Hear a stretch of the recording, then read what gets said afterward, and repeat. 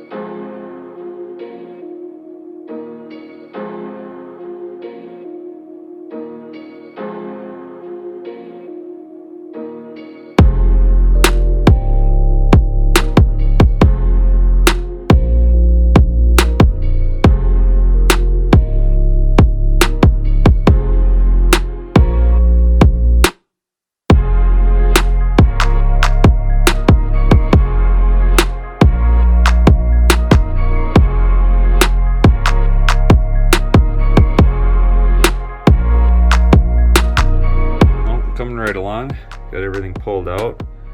What's weird is I thought there was only supposed to be 8 balls, but it's this weird spacing pattern with 10.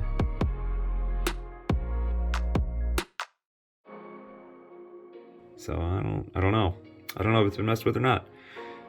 But everything looks really good inside, except for the clutch, which is quite gross. So the clutch discs are supposed to be 2.4 millimeters thick, which the new ones were 2.41, 2.42. And every one of these that I've checked so far are well out of spec.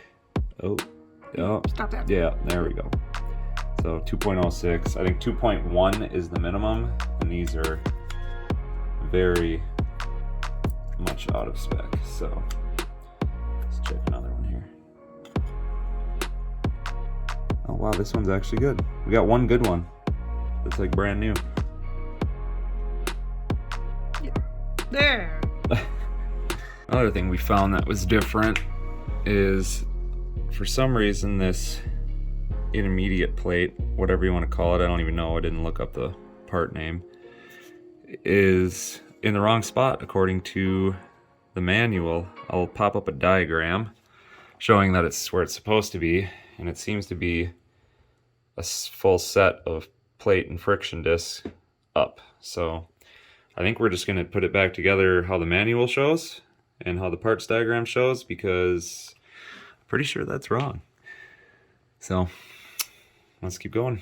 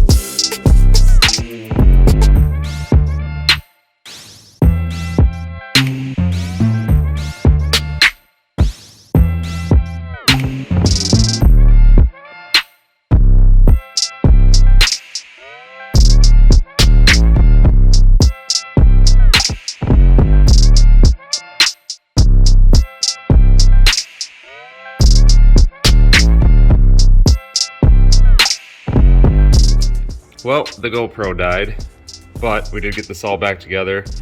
Got fresh gaskets everywhere. Got everything, the auto clutch all adjusted where it's supposed to be. Checked all the seals. We also checked the pull start and checked that seal on that side. Everything's looking really good. And we obviously got all of our parts out here, along with all of our new stuff, bushings and stuff, and cables and bars back there. And then of course we got the frame and the rest sitting here on the stand ready to go. So now is time for some assembly. Get that guy back in there.